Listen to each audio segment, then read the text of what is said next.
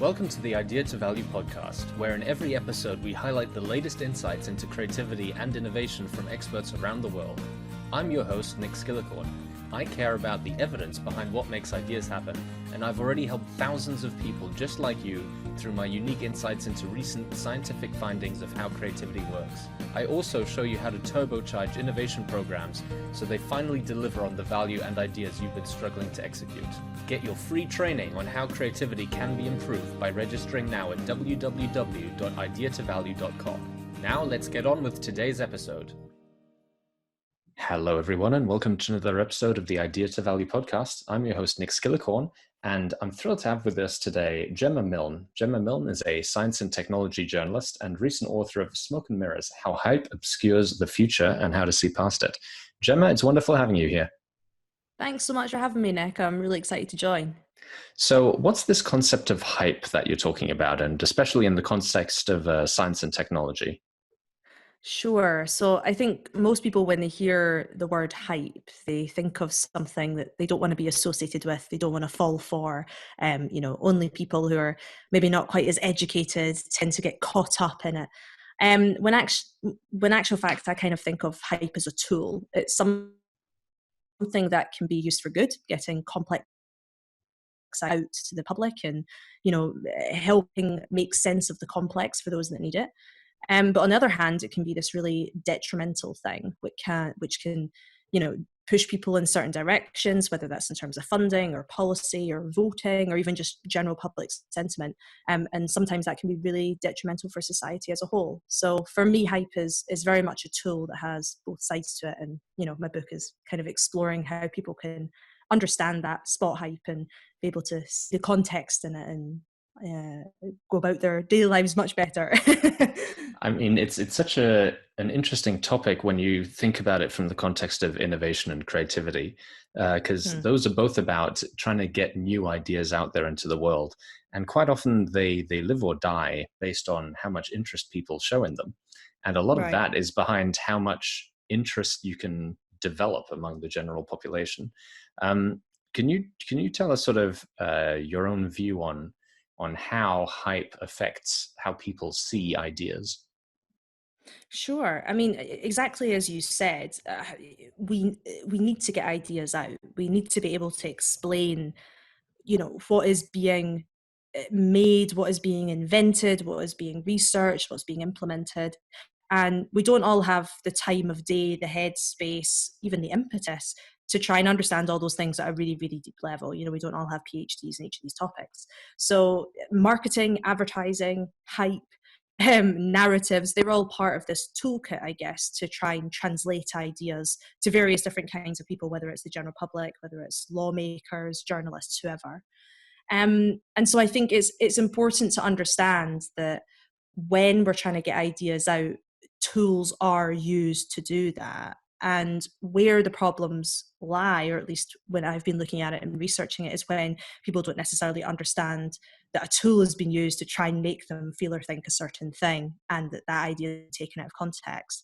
So there's not necessarily anything wrong with hype. I mean, I think there's also a big difference between hype and misinformation and fake news, right? So if you think of the sort of analogy I tend to use, if you think of consensual fooling as being that of a magician, right? You go into a magic show knowing that you're going to be fooled, or that the magician is going to try and fool you, and by buying a ticket and going in, you're okay with that, so you're consenting to be being fooled.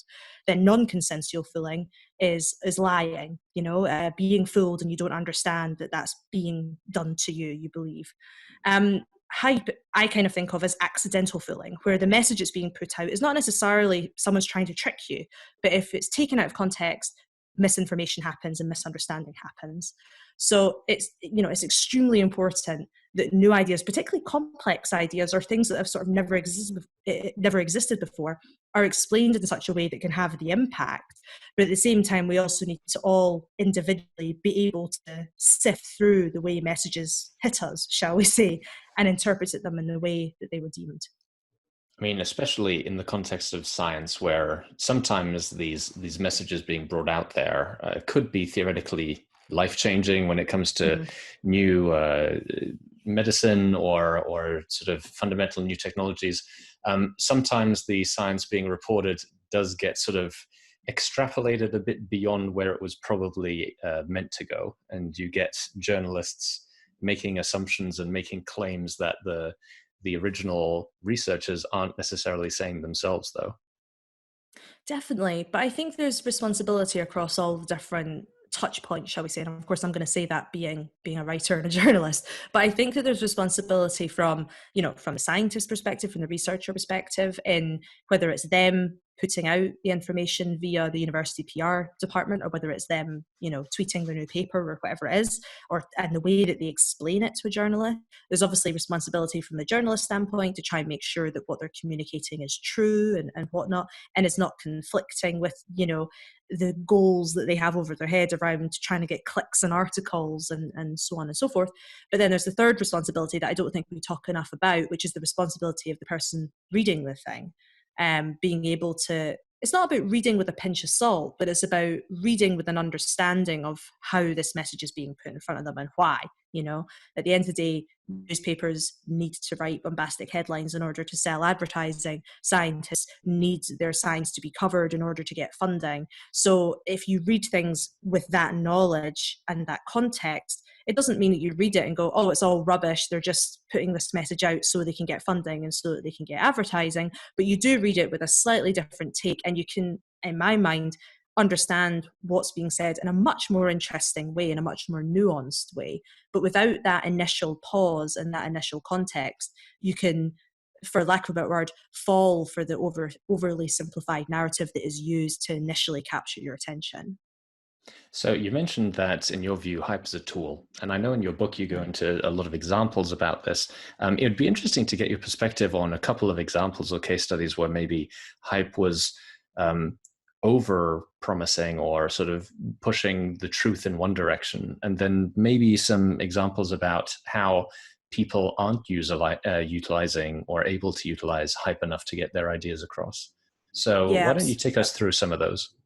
absolutely. So let me give you this sort of standard example, which is AI, because I think that we talk about hype in AI a lot of the time to do with investment winters. And for anyone who doesn't understand that term, is this idea that investors get really excited about things because there's a lot of hype, and then when they're essentially let down by the fact that their hype hasn't been met, shall we say, or the narratives that came out in the hype haven't been met, they then withdraw funding. And this has happened multiple times throughout the sort of history of AI. But another area, sort of way of looking at hype in AI is around responsibility, and that's what I focus on in the chapter that I have on AI. So if you take the narrative, robots are going to steal your job, which I'm sure you've seen many times or heard many times, whether it's in newspapers, talks, discussions on podcasts, whatever. And I think this has been a really interesting, hyped up narrative that's been utilized in many, many different ways. However, it's got one big problem at the center of it, which is a robot is not stealing your job. It's corporate executives are making decisions to automate. And there's not necessarily anything wrong with corporate executives making a decision to innovate. But if you don't say it like that, if you use the term, robots are going to steal your jobs, suddenly we start having discussions about Terminator and the singularity and are robots humans, and should they be given, should they be residents of countries and all this sort of thing, which, yes, are important philosophical debates, but we're not having enough discussions about responsibility of companies around whether we're, should there be an innovation tax, for instance, or, we're othering the technology. So that's one sort of hyped up narrative that I feel has been quite damaging because of its overuse, because it's preventing bigger and better needed conversations to be had within the AI field, and including the public in those. If you're to look at, you asked for an example where hype has been underused, one of the areas that I see hype as being not wielded enough is in fusion. So if we think about a lot of the ideas around fusion energy, there's this sort of long-term joke that that fusion is always 50 years away. And, that sort of headline or narrative or idea has existed for many, many years, and it never changes. It's always hype is 50 years, fusion is 50 years away, or fusion is 30 years away, or something like this. And by the same token, by having this narrative out there and people believing it and repeating it and saying it over and over again, trust and belief that fusion is a thing that can actually happen at the same time goes down. and people have been repeatedly let down by lots of hype happening and then nothing happening off the back of it, development being too slow. Nowadays, there's lots of really interesting development in fusion. If you look at the big experiment that's happening in the south of France, ITER, ITER, they're looking to, turn on their machine in a matter of years, very soon. And that could be a huge amount of development for the world of fusion, but nobody knows about it. And I kind of talk about fusion as having, as the curse of the long-term joke. And that's where I think a hyped up narrative that's kind of pushing in the wrong way and this kind of fallback idea isn't allowing, positive hype to break through. So again, that tool of trying to, get across the message that exciting, interesting, positive things are happening in this space, and we desperately need the public to buy into that, because at the end of the day, the biggest funders of fusion are governments, and we need policymakers to be voted in by the public. If we don't get the public on board and they keep thinking that fusion is this thing that's miles away or is pseudoscience, a lot of people think it's pseudoscience because they confuse with cold fusion, then the lack of hype around that industry can, massively retract the support for it. So those are kind of two examples, two extremes, shall we say, where hype is utilized and not utilized and having a detrimental effect in both examples. It's a bit of a shame or a dilemma, you could say, that a lot of people who are working in these scientific disciplines, really at the forefront of research, are often people who place an inordinate amount of value on the truth and only sort of giving the truth out there to the world. Do you think that's harming their ability to get their message across? And how can they use this concept of hype without feeling like they're going beyond the realms of what they should be saying? Yeah, I mean, absolutely. That's the sort of central dilemma of many researchers' work, and particularly also if you look at the deep tech startup space, when you start thinking about biotech startups, quantum computing startups that are, founded and run by scientists who, as you say, the truth is absolutely paramount, and also detail is paramount. But of course, they're speaking to audiences that are not fellow scientists, they're investors, they're policymakers, they're the public. I think what makes this quite difficult is it's not so much about saying, hey, you're not going to get this investment, you're not going to be able to grow fast, so on and so forth. There's plenty of companies that have not used a ton of public hype, to be successful, and they have. The problem that I see is that when there's a quote unquote other side, so if you look at things like anti-vaxxers, climate change deniers, even right now with, things going on with COVID-19, you've got people talking about, 5G creating it and God knows what else.